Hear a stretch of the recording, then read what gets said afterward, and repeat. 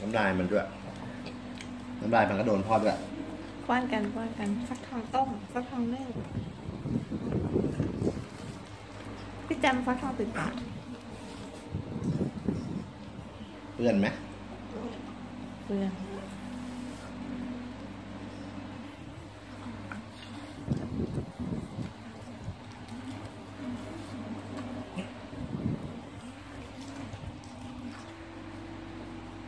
รักสุขภาพมันนี่หว่า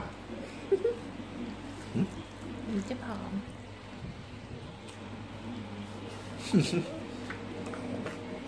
มือพ่อมึงเละมาก